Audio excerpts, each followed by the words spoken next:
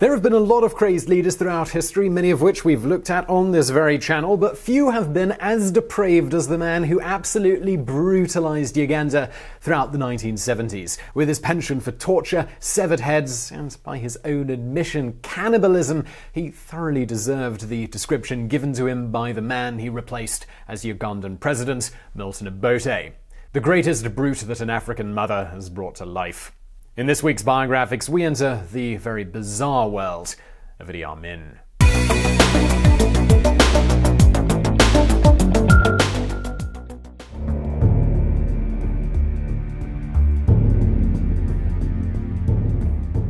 Idi Amin Dada was born between 1925 and 1928 in Kiboko, Uganda. His was the Kakwa tribe, of which his mother was the witch doctor. He had very little formal education, but was versed in the teachings of the Quran from a very early age. In fact, he developed a reputation as the boy who could recite the Quran. In his early teens, he won an award for this ability. Young Idi spent his days in the fields tending goats. In his mid-teens, he got his first job as a hat and coat person at the Imperial Hotel in Lugazi.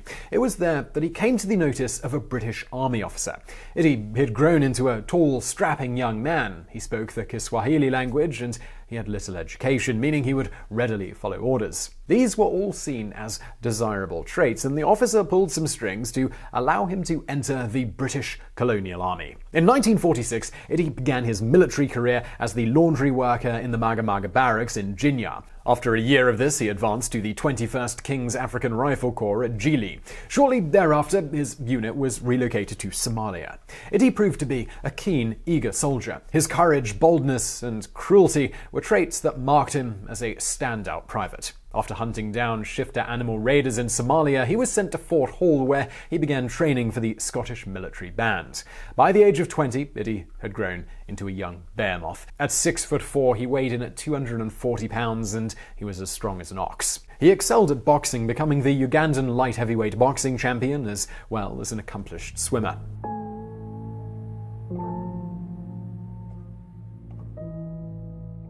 Over the next 2 years, Idi Amin Dada established himself as an ideal soldier. One report described him as an incredible person who is certainly not mad, very shrewd, very cunning, and a born leader. Another report commented on his physical and mental ability, stating, "A splendid and good rugby player, but virtually bone from the neck up, and needs things explained in words of one letter." In 1952, Amin's brigade was dispatched to Kenya to fight against the Mau Mau rebellion. Here, he undertook foot patrols in the jungle to root out the rebels. His initiative was rewarded by promotion, first to corporal and then to sergeant. By the end of 1853, he had earned the highest rank that a black officer could attain in the British colonial army, and that was the Effendi. This was the equivalent of a warrant officer. Hunting down the Mau Mau, it wasn't the only thing that Amin did while in Kenya. During those 2 years, he also fathered 2 children, a boy and a girl. They were to be the first of 35 children born by 5 wives. In 1954, Amin's brigade returned to their base at Jinja in Uganda. When Queen Elizabeth toured, he was in the Scottish Army Band, winning the distinction of being named Best in Parade. In 1957, he led a movement among the native soldiers to get increased salaries. The initiative failed, and the army brass expressed displeasure at this upstart move from their star soldier. Disappointment came when he twice failed the military intelligence test. As a result, he was transferred from the field to the King's African Rifle Corps Band. Then, in 1959, he passed the Army Field Exercise exam and was permitted once more to serve in the field of combat. He was posted to the border between Kenya and Uganda, and here there was a bitter rivalry between the Ugandan Karamoja and the Kenyan Turkana nomads. He arrived in the wake of a crushing British defeat at the hands of the Turkana and performed so well that a British officer described Amin as having restored the prestige of the forces of law and order in the region of Karamoja. In fact, Amin, now promoted to lieutenant, was responsible for negotiating a peace agreement with the Turkana leader, Edward Mutea. Amin's means of achieving his ends were unorthodox, to say the least. He threatened to cut off the penis of every Turkana man who was found to be rustling cattle. And this wasn't just bluffing. He followed through on this threat, and much more. In fact, the bloody manner in which he crushed the rebellion brought a level of ferociousness to the area that was simply unprecedented.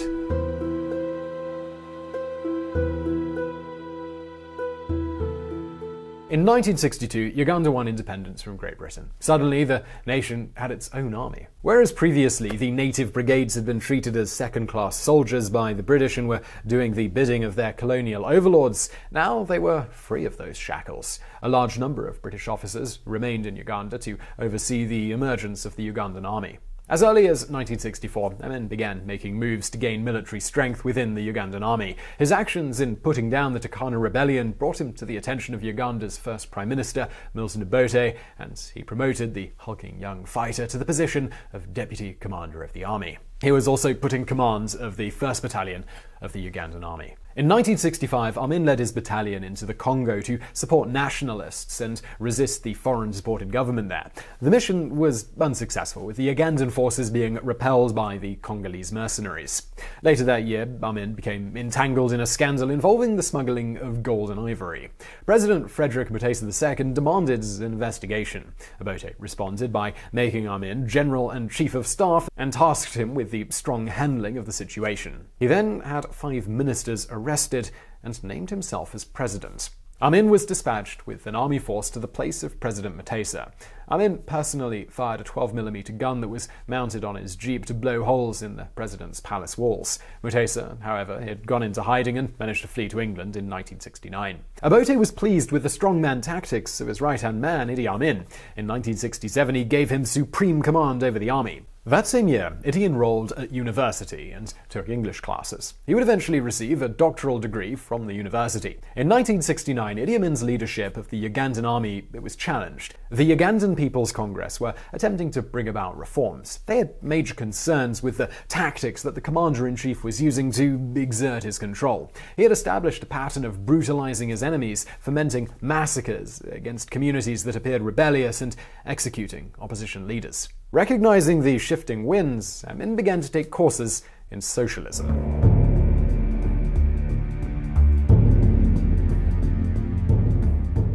Amin's brutality, however, it could not be quelled. When he was accused by Brigadier General Okoya of complicity in an assassination attempt on President Obote, Amin arranged for Okoya to be assassinated. Meanwhile, tensions had developed between Obote and Amin.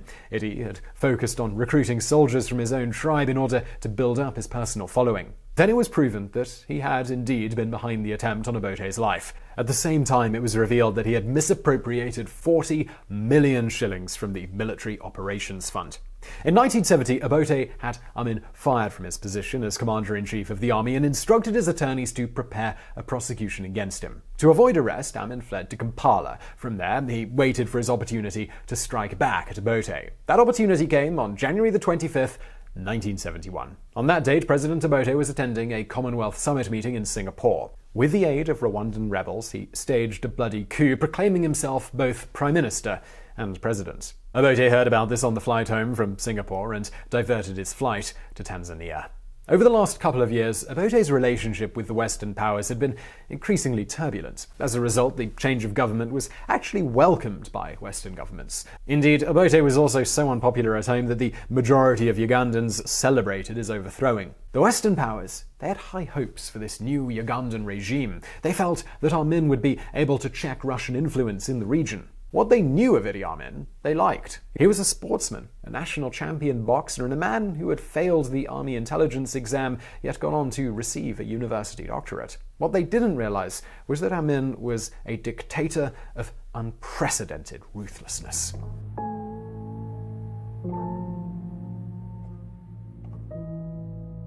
Amin's rule began with a number of concessions. Political prisoners were released, the secret police was disbanded, and he promised the people that free and open elections would be held. But it didn't take long for his true nature to show itself. He extended his period of caretaker governance from 18 months to 5 years. His reasoning was that he needed time in order to reform the government in a way that would truly benefit the nation. Amin began to award himself an increasingly bizarre succession of titles, including Lord of all beasts of the earth and fishes of the sea. In August 1972, he set his sights on reforming the economy. In doing so, he identified a scapegoat for the country's financial woes, and that was the Asians. His solution was drastic. All Asians, even those holding British passports, were expelled from Uganda. He later revealed that he had been given the message to expel the Asians in a vision from God himself. The 70,000 affected people were given 90 days to leave the country or face arrest, imprisonment, or worse. What's more is they could only take what possessions and money they could carry with them. All property left behind would be shared among Amin's cronies. Having rid the country of the Asian problem, Amin set out ridding the country of anyone who was associated with the former regime. Assassinations became routine and extended to those even just associated with the old British regime. Then British businesses and property began to be confiscated by the government. British and Jewish residents were expelled. Great Britain and Israel responded by cutting off all diplomatic relations with Uganda. Those countries also stopped supplying garments to the region.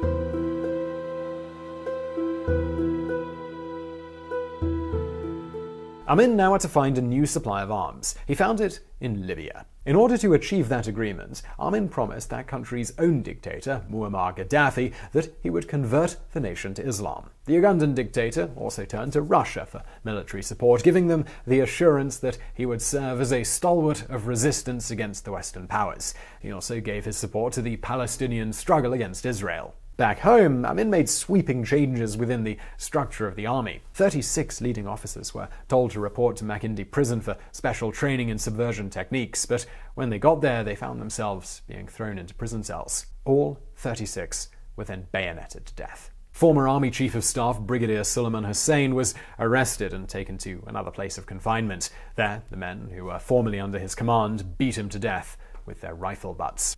That wasn't all that happened to him. His head was cut off and sent to Amin at his new house in Kampala. Idi had the grisly trophy placed in the freezer compartment of his refrigerator. Top army officers at the two main barracks in the country were told that they were to line up on the parade grounds in order to salute an incoming motorcade of tanks. On both occasions, as the tanks came close, they ran off course and knocked down the startled officers. Those that weren't crushed to death were shot by waiting riflemen. At yet another barracks, the officer corps were assembled in a room and told that their president was en route to deliver a lecture. But as Amin's entourage entered the barracks, grenades were thrown into the room and all of the officers were killed. Within a few months, nearly every trained army officer in Uganda had been eliminated. They were replaced by members of Amin's Kakwa tribe. Men who had been tending goats in the fields became high-ranking generals overnight. Amin was largely able to keep the slaughter that was occurring in the army from the people as well as the international community. But when the murderous rampage was extended to the people in general, the mask of civility was ripped off. In the name of protecting the order of his regime, more than 500,000 Ugandans were killed. No one was immune, with the murder toll taking in chief justices, doctors, lawyers, diplomats, teachers, and journalists. Foreigners were also murdered. Now, just before we get into even more madness, and I promise it gets worse, like feeding heads to crocodiles worse, and while you probably don't have to worry about that, you do have to deal with risks to your online identity. Whoa, Simon, I hear you cry. Are we suddenly in an ad? What happened? Yep, well, decompression sickness aside, ads are important because they do help us pay for these super long videos. But stick with me. Like I said, there's crocodiles being fed, human heads coming up, and who wouldn't want to stick around for that? Am I right? Also, Dashlane is very cool, and basically it's free, so there's also that. Dashlane is a one-stop digital identity protection tool that includes a VPN for all of your devices so you can use public internet safely and anonymously. They also do something called dark web monitoring, which basically means that they monitor the nasty underbelly of the internet for people selling your data, and they will alert you if that is happening. Further, if a service you've signed up for, like Equifax or SONY maybe, suffers a breach, Dashlane will tell you about it right away, and they'll also alert you to other services that share that username and password so you can change those before hackers get access to your data on other sites. Plus, Dashlane does what it's always done. It stores your passwords, it keeps your personal data secure, and it fills all of those annoying boxes for payment info and passwords for you. A lot of Dashlane is totally free, but there are some premium upgrades you can buy if you want more from the service. To see if those are right for you, you can also get a free 30-day trial of them, and after that you can get a 10% discount using our code Biographics at dashlane.com/Biographics. And let's get into those crocodiles being fed human heads, shall we?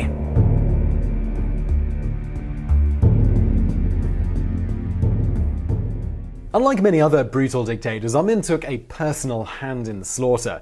In fact, he rather seemed to revel in it. He would personally torture people and then feed their heads to crocodiles. He also proudly spoke about eating the flesh of his enemies, and as we've already seen, he had a thing for preserving their heads in his fridge. On one infamous occasion in 1962, Amin was hosting a state dinner at his palace, and halfway through the meal, he left the table only to return with the frozen head of Brigadier Suleiman Hussein in his hands. His aghast guests didn't know where to look as he proceeded to direct a barrage of abuse at the head and then throw cutlery at it. The new and expanded army, it needed funds, and Amin got them by diverting much-needed tax income away from things like education, infrastructure, and health and put it into the armed forces. Army courts were given greater prominence than civil courts. Parliament, it was dissolved, and all ministers were threatened with arrest. The more Amin ratcheted up the terror, the more paranoid he appeared to become. He surrounded himself with a security detail which numbered as many as 18,000. These men doubled as a ruthless death squad, murdering, raping, and pillaging at will. On average, between 40 and 50 bodies were thrown into Lake Victoria every single day. In 1972, ousted President Obote, based in Tanzania, began making plans to retake power. Gathering his force, he made some incursions across the border. Amin retaliated by bombing Tanzanian towns just across the border. This effectively put an end to Obote's ambitions for power. While the murderous chaos was taking place within his borders, Amin was not shy about acting on the international stage. He offered to broker peace in Northern Ireland, encouraged the Scottish to break away from the Commonwealth, and told African countries that they should unite to oppose South Africa. He became the chair of the Organisation of African Unity, OAU, advocating that the continent completely sever relations with the West. He even went as far as to declare that he, not Queen Elizabeth, was the head of the Commonwealth. In accordance with this belief, he then awarded himself the Victoria Cross.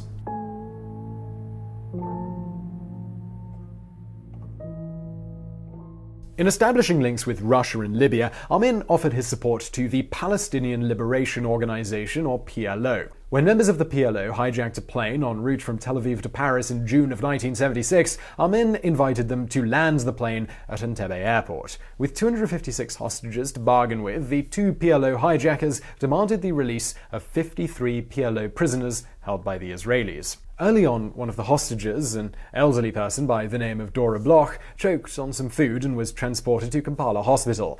Amin threw himself into the drama. He quickly got himself to the airport and in front of the hostages. Images of him berating the passengers were shown all around the world. 156 passengers, all of those who did not hold Israeli passports, were soon released, leaving 100 hostages. Ironically here, the Entebbe airport had actually been designed by Israeli engineers. Back in Tel Aviv, they were able to pull out the plans for the airport and identify exactly where the hostages were being held. The Israelis then devised a plan to rescue the hostages. In the early morning hours of July the 3rd, a team of Israeli paratroopers raided the airport. In the ensuing firefight, 3 of the hostages were killed, with another 10 being injured. 7 of the hijackers, along with some 45 Ugandan soldiers who fought in support of the hijackers, were also killed, as was one of the rescuers. Overall, though, the rescue, it was a stunning success. Amin was furious with the turn of events. With no one else to vent anger on, he ordered a couple of his thugs to the Kampala hospital. They burst into the room that Dora Bloch was in, and they dragged the old woman away.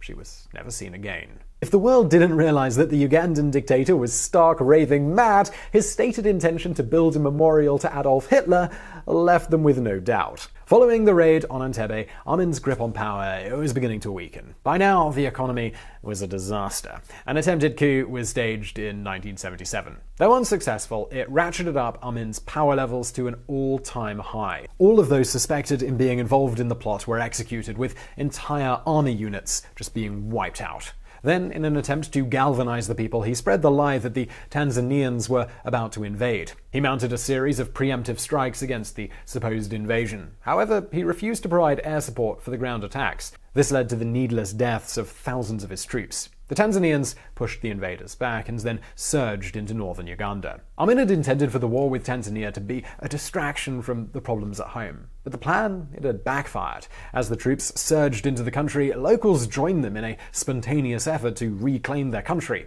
With the ever-growing Tanzanian and local forces closing in on Kampala, Amin made an urgent broadcast urging the army to make a stand at Jinya. But by now, the army too had abandoned him, and the call, it was simply ignored.